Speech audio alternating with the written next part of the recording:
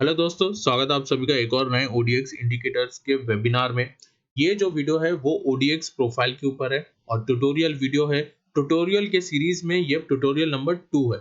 तो आपने पहले कस्टम ओआई प्रोफाइल का ट्यूटोरियल नंबर 1 जो था वीडियो वो देखा है और इस वीडियो में हम ओडीएक्स प्रोफाइल और उसकी सेटिंग्स के बारे में जानेंगे। बहुत ही अपने आप में एक यूनिक प्रोफाइल है।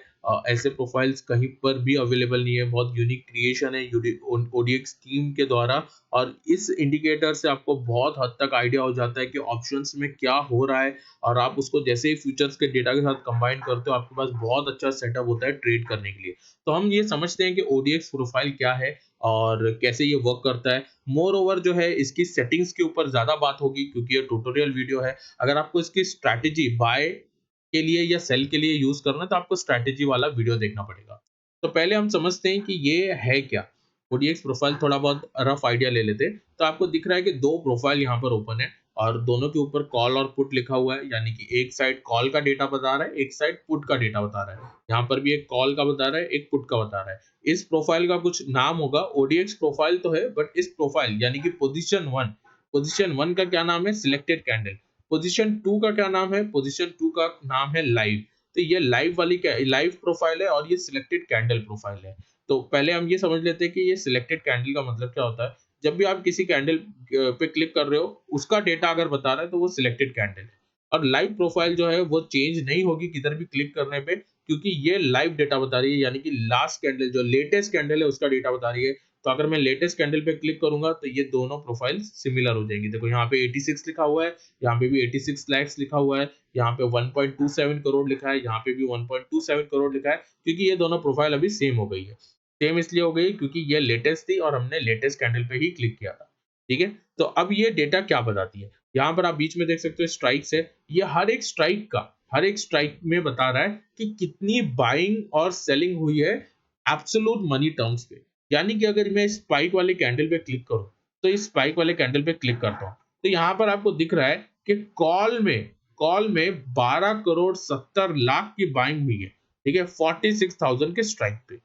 उसके नीचे अगर इन द मनी, क्योंकि ये आउट ऑफ द मनी हो जाएगा कॉल के लिए, इन द मनी में देखेंगे 5 करोड़ की बाइंग हुई है 45,900 के स्ट्राइक पे और 6 करोड़ की बाइंग हुई है 45,800 के स्ट्राइक प्राइस पे कॉल पे। अगर पुट में बात करें तो पुट में ये जो है ये बुलिशनेस, ऑब्वियसली बाइंग जो है बुलिशनेस बताता है, बट नंबर क्या फॉलो करना है, कितनी वैल्यू फाइंड करनी है वो आपको स्ट्रैटेजी में देखना पड़ेगा।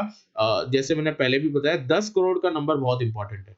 अगर हम पुट में देखेंगे, पुट में सेलिंग हो रही है तो भी इसका मतलब क्या होता है, बुलिशनेस होता है, क्योंकि पुट में जो है सेलिंग तब होगी जब मार्केट में सेलर्स को लग रहा है मार्केट ऊपर जाएगा। तो आप देख सकते हो यहाँ पे 5 करोड़, यहाँ 5 करोड़, यहाँ 6 करोड़, यहाँ 6 करोड़ की सेलिंग हो रही है। ठीक है? तो ये डेटा आपको क्या बताता है? बाइंग और सेलिंग बताता है। बाइंग और सेलिंग ये पर्टिकुलर जो प्रोफाइल है वो सिलेक्टेड कैंडल का बताता है। जैसे जिस भी कैंडल पे मैं क्लिक कर लूं वो उस कैंडल का बता रहा है और ये वाला लाइव का बता रहा है। ठीक है? लाइव पोजीशन 2 जो है लाइव का बता रहा है। ओके? तो ये जो है बहुत सिंपल है समझना, खाली बाइंग और सेलिंग बता रहा है। ठीक है? एब्सोल्यूट मनी टर्म्स पे, यानी कि इस पर्टिकुलर स्ट्राइक पे कितने करोड़ की बाइंग हुई है। इससे रिलेटेड स्ट्रैटेजीज बहुत सारी शेयर की गई हैं। बाइंग के लिए भी आपको मैंने बताया कि 50 करोड़ के आसपास की बाइंग दिखनी चाहिए। अगर आप सेलिंग देख रहे हो तो आउट ऑफ द मनी में 10 करोड़ की सेलिंग होनी चाहिए। अगर मार्केट ऊपर जा रहा है तो पुट में सेलिंग दिखनी चाहिए 10 करोड़ की किसी स्ट्राइक पे, उसको आप सेल कर सकते हो। अगर आप मार्केट नीचे जा रहा है तो कॉल में किसी आउट ऑफ द मनी में 10 करोड़ के आसपास की सेलिंग होनी चाहिए। ये आप जनरली एक्सपायरी और नॉन एक्सपायरी की नियर बाय डे में फॉलो करते हो। बाइंग की स्ट्रैटेजी भी शेयर की हुई है। अब इसकी सेटिंग समझ लेते हैं एक बार। सेटिंग में क्या है, आप सेटिंग ओपन करोगे तो काफी बड़ी सेटिंग है इसकी, क्योंकि ये बड़े इंडिकेटर्स है और काफी यूनिक इंडिकेटर्स है, तो इनको सेट करना भी बहुत इंपॉर्टेंट है कैसे आप इसको यूज करोगे। तो पहली चीज तो है अंडरलायर। अंडरलायर का ऑप्शन इसलिए है क्योंकि अगर आप फ्यूचर्स पे अगर ये प्रोफाइल लगाना चाहते हो, अभी तो आप देख सकते हो स्पॉट पे लगा हुआ है, बैंक निफ्टी का स्पॉट है ये। ठीक है? स्पॉट पे, लेकिन अगर आप फ्यूचर पे लगाओगे तो नहीं चलेगा। फ्यूचर पे आपको सेटिंग में जाके अंडरलायर में जाके फिर से स्पॉट लगाना पड़ेगा, क्योंकि डेटा जो है अंडरलायर से पुल करता है, तो आपको स्पॉट चाहिए। उसके बाद नंबर ऑफ स्ट्राइक्स, तो नंबर ऑफ स्ट्राइक्स यहाँ पे कितनी स्ट्राइक्स आपको देखनी है। उसके बाद एक्सपायरी डेट, आपको ये नियर जो आ रही है एक्सपायरी या नेक्स्ट एक्सपायरी देखनी है। उसके बाद ऑटो रिफ्रेश। ऑटो रिफ्रेश क्या करता है, ये जो डेटा है ये एग्रीगेशन है, ठीक है। तो हो सकता है कि वैल्यू में थोड़ा सा चेंजेस आ जाए। आप जब इंडिकेटर लगा रहे हो आपके नेट में कुछ नेट फास्ट है या स्लो है, तो हो सकता है रिफ्रेश के बाद थोड़ी सी वैल्यू चेंज हो सकती है। तो आप बार बार रिफ्रेश नहीं करना पड़े, इसलिए आप ऑटो रिफ्रेश को इनेबल कर सकते हो। एवरी 5 मिनट के अंदर ये डेटा खुद ब खुद रिफ्रेश होते रहेगा। ठीक है। तो ये प्रोफाइल अपने आप हर 5 मिनट में गायब हो जाएगी और कुछ 10 से 15 सेकंड लगता है इसको वापस से आने में। उसके बाद हम देखते हैं और क्या सेटिंग्स है। कलर आप चूज कर सकते हो, कैसे आपको कलर चूज करना है। एब्रीविएट वैल्यूज जो है ये आपको एब्रीविएट वैल्यूज बताता है। ठीक है। तो इसको आप ऑब्वियसली लैक्स और करोड़ में देख रहे हो तो बेटर है। Stick to right, stick to right क्या होता है कि अगर मैं स्टिक टू राइट पे नहीं क्लिक करूं और प्रोफाइल को ऐसे करूं, यानी कि पुराना डेटा देखूं, तो आप देख सकते हो कि प्रोफाइल जो है वो स्क्रीन के बाहर चली जा रही है। तो आपको एक जगह पर स्टिक करना है अगर प्रोफाइल को, तो आप क्या क्लिक करते हो, stick to right. Stick to right पे क्लिक करने के बाद प्रोफाइल एक ही जगह पे सेट हो जाती है। उसके बाद देखो मैं डेटा जो है पीछे जा सकता हूँ। ओके। तो इस तरीके से स्टिक टू प्रोफाइल को आप यूज करते हो। स्टिक टू राइट करके आप उसको यूज कर सकते हो। फिर उसके बाद शो इन्फो है। तो शो इन्फो क्या होता है, जब मैं अपने कर्सर को यहाँ लेके आता हूँ तो आप देख सकते हो कि ये जो डेटा है वो बता रहा है। ठीक है। अगर मुझे ये नहीं देखना है, ये इन्फो नहीं देखनी है, तो मैं यहाँ पे शो इन्फो पे अनटिक कर दूंगा। तो अब देखो ये नहीं दिख रहा है मुझे। ठीक है। यहाँ पर क्योंकि ओवरलैप नहीं होना चाहिए डेटा कोई और इंडिकेटर के साथ। उसके बाद स्ट्राइक्स, शो स्ट्राइक्स। तो शो स्ट्राइक नहीं देखनी है आपको, सीधा प्रोफाइल्स देखने हैं, स्ट्राइक नहीं देखने की जरूरत है। आपको प्राइस दिख रहा है क्या चल रहा है तो आप वो भी कर सकते हो, शो स्ट्राइक्स को नहीं देख सकते हो। उसके बाद पोजीशन 1 और 2। तो मैंने आपको बताया कि ये पोजीशन 1 है और ये पोजीशन 2 है। तो अगर मुझे पोजीशन 1 नहीं देखनी है तो मैंने हटा दिया। ठीक है। अगर मुझे पोजीशन 2 नहीं देखनी है तो मैंने हटा दिया, तो पोजीशन 2 चली गई, खाली पोजीशन 1 है। अगर मुझे इंटरचेंज करना है, यानी कि पोजीशन 2 को 1 पे करना है और 1 को 2 पे करना है, तो वो भी मैं कर सकता हूँ। ये पोजीशन 2 पे कर लेंगे, ये पोजीशन 1 पे कर लेंगे। तो आप देख सकते हो अभी डेटा जो है चेंज हो गया। ठीक है। वापस इसको चेंज कर लेते हैं पोजीशन 1 पे और इसको पोजीशन 2 पे। ठीक है। तो आप इसको इंटरचेंज भी कर सकते हो। उसके बाद कैलकुलेशन टाइप, इसमें आपको ध्यान नहीं देना है, ये आपको पैसिव भी रहने देना है। प्रोफाइल विड्थ, तो आपको मैक्सिमम प्रोफाइल रखनी है, मीडियम रखनी है या स्मॉल रखनी है एकदम मिनिमम। तो आपको कितना डेटा, कितना स्पेस आपका ले रहा है उसके बेस पे आपके पास कितनी बड़ी स्क्रीन है आप डिसाइड कर सकते हो। आप मीडियम रख सकते हो या अभी के लिए मैं मैक्सिमम रख लेता हूँ। उसके बाद डेटा ड्यूरेशन, यानी कि पिछला कितना डेटा आपको देखना है।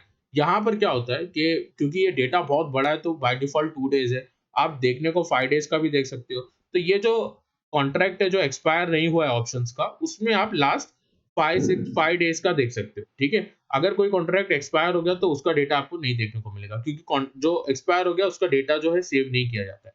उसके बाद जो है और कोई सेटिंग्स आपको इतना या देखने की जरूरत नहीं है, यहाँ पे और कुछ काम का नहीं है।